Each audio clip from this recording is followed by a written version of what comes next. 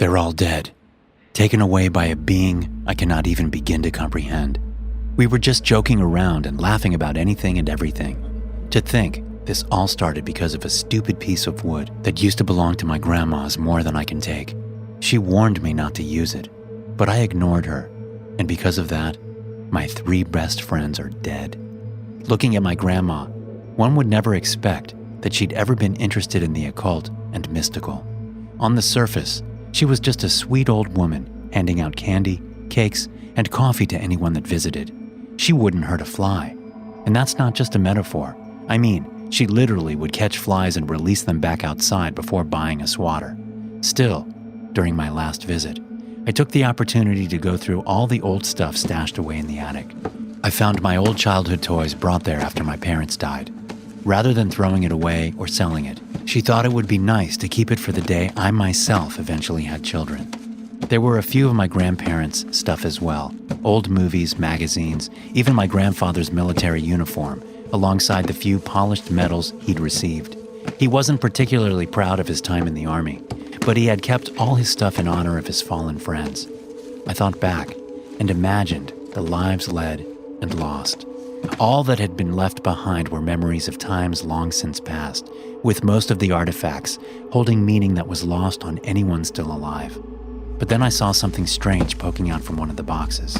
A wooden board covered in numbers and letters, made from ancient wood, handcrafted and heavily worn. It was a Ouija board, one of those games used to attract spirits and communicate with the dead.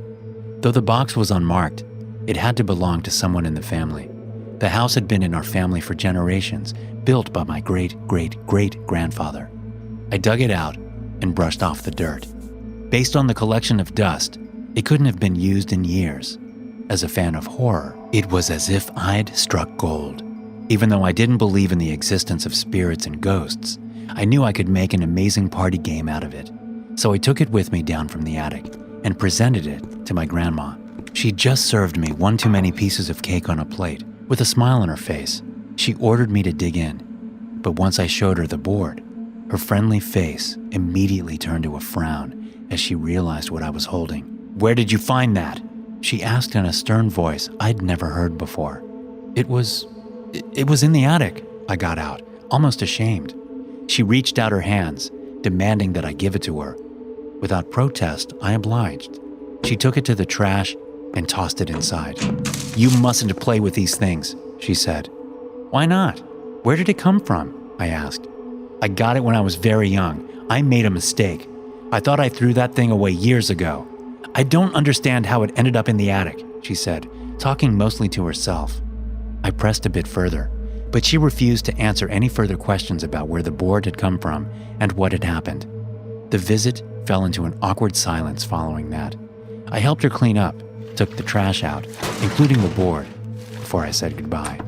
As I headed back to my car, I noticed something lying on the side of the trash cans.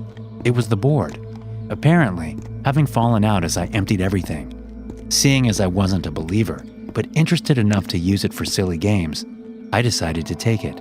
As far as my grandma knew, the thing had been tossed away, so no harm had been done.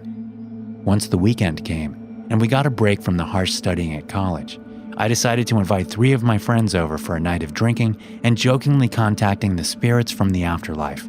Ollie, Jess, and Nikki were always down for a few beers and maybe a couple of shots. But once I hit them with the surprise of a Ouija board, I was met with a mixed set of responses. Jess had always been the kind of girl that checked her horoscope and avoided walking under ladders. She was a lot of fun, smart, but equally superstitious, a trait she'd gotten from her family. Nikki and Ollie, on the other hand, were jokesters, such as myself, hardly taking anything serious unless they absolutely had to. Initially, Jess was against the idea, but with Ollie's charm and a bit of unfair peer pressure, we quickly convinced her to give it a chance, if only for a few laughs. I handed Nikki the board so she could get a closer look before we began. "Whoa, that looks pretty cool, like a legit Ouija board. Wait, what's this?" she asked. She turned the board around, revealing text I hadn't seen before. The first time I'd held it, I could have sworn the backside was empty, but there was something there, clear as day. "Rules," the title read. "Read them out," Ollie demanded. Using a fake, creepy voice, Nikki started reading the rules out aloud. Rule 1, don't use this board during a new moon. The spirits don't like it. Rule 2, only contact ones that have passed. Do not attempt to contact spirits beyond your understanding. You will not be able to handle it. Rule 3, do not start the session before the clock strikes 3, and never end the session before the hour hits 4. It had just passed midnight, which meant we still had a few hours to drink before playing the game. Sufficient amounts of alcohol would allow us to let our fantasy run wild while also suppressing some of the horror. So the night went on, and we just enjoyed our time together, trying to push back the thoughts of exams and assignments. Every now and then, I'd peek at the time, which quickly approached 3. Once it finally read 3, I put the game down in front of my friends. Are we ready for this? I asked. Who do we contact? Jess asked nervously. Don't think it has to be anyone specific. We just ask if any dead people are still hanging around, Ollie suggested. So, what do we say? Nikki asked.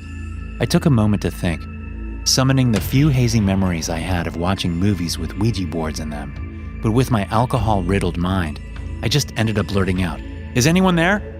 We collectively put our hands on the planchette, which is the thing that slides around the board, and waited for it to move over the board. But nothing happened. Then Nikki decided to ask, Dear people who have passed on this campus, if anyone is still listening, please make your presence known. I guess no one ever died here, Ollie joked. I would have thought plenty of students died of boredom during Mr. Ford's shitty history lessons. Let's summon something else then, Nikki suggested. Wait, we're not supposed to, Jess tried to say, but Nikki cut her off. Oh, come on, it's not like it's actually real. Without giving anyone a chance to interject, she asked another question. What otherworldly beings share this space with us? With that, I felt a small pull in the planchette as it started sliding across the board. First it hit M, then it slid over to A. The 4 of us looked around at each other in disbelief, silently begging for the others to cut the crap and let us all in on the joke. Mantis, the board eventually spelled out. What the hell does that mean? Is that a name? I asked. No one knew, but common sense had already given way to curiosity. So Nikki kept asking. What are you? She asked. Once again, the planchette slid across the board. God, it spelled out letter by letter. I am awake. No sooner had the entity spelled out the last sentence than the lights in our dorm started to flicker.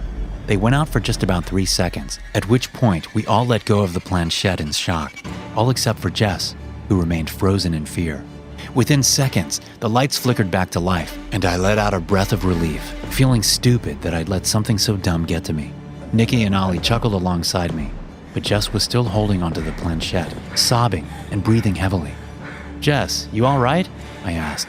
She didn't respond. She just kept sobbing where she sat, her head lowered with her hair covering her face.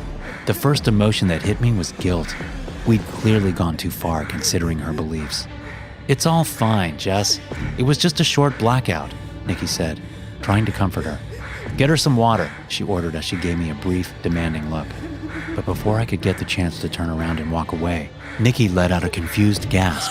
Why do your tears look like that? Jess's tears were black and oily, not akin to makeup-covered water, but tar. Ollie removed Jess's hair from her face and gently lifted her head up. The dark tears streamed from her eyes, but despite the obvious sobs, her face was absolutely rid of any expression. She just stared ahead as the sounds came from her throat. No matter what we said, she didn't respond. More and more tears fell from her eyes, leaving a strange black trail on her face before they dropped onto the floor. A few landed on Ollie's hand, at which point he winced from pain. What the hell? He said as his voice trailed off. Fuck! Get it off me! Get it off! He started clawing at his own hand, digging his nails into his own flesh where the tears had hit. Long, deep gashes formed, with blood pouring out onto the floor. Ollie, stop it! I screamed, but he was too intensely focused on his arm. I tried to physically stop him, but he was a far larger man, easily shoving me away. He went to grab the sharpest object he could find, which turned out to be a key. Then he started stabbing himself in the arm, desperate just to remove his own limb because of the tears that had landed there. Nikki had fallen into full-blown panic and rushed for the door. As she opened it, nothing but a dark void was revealed on the other side. It was as if the entire world outside had simply been erased. She then rushed to the windows, pulled the blinds away to be met by exactly the same sight. "What the fuck is happening?" she screamed, but the darkness outside got to her and she went into shock. I didn't know what to do. I just stood there and stared at Ollie as he mutilated himself, and Jess as a puddle of disgusting black liquid formed on the floor. It was starting to come out from her mouth as well, but then I noticed the Ouija board. The cup had started to move all on its own. It shot with rapid speed between letters, barely giving me enough time to read it. "Thank you," it started. "I have been released." It was as if I could hear the voice inside my head as the words were spelled out. "Released from where?" I just asked instinctively. "From hell," it responded. With the final letter shown, everything in the room fell silent. I looked over at Nikki and realized she'd frozen in place, just staring out the window. Jess had stopped crying, and Ollie was sitting on the floor with a half-amputated arm, not even reacting to the blood loss. "What are you going to do to me?" I asked. The planchette started moving. "Only 3 were needed," it responded. "And now?" "Now it begins," it said. "What does?" "The end." "The end of what?" I asked, but no response ever came. The bodies of my 3 friends all fell limp on the ground, and I could feel the entity vanish from the room. I went to check on them, and though they were alive, they weren't responsive. Then I peeked back out the window and saw the familiar night sky with a bit of nature on the other side. It was over. I called an ambulance as well as the police before I collapsed from shock in the hallways outside. Nikki, Ollie, and Jess all ended up in comas. I went to visit them, but the doctors weren't all that hopeful.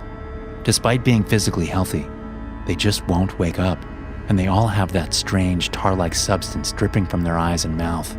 The police did a thorough investigation and cleared me of any wrongdoing. Officially, the event was listed as a case of mass hysteria, but I know better. We shouldn't have ever played with force beyond our understanding. I was warned, but I didn't believe it. This is my fault. I'm sorry. Thanks for listening. If you enjoy these stories, be sure to subscribe to the podcast and check out some more of my episodes here.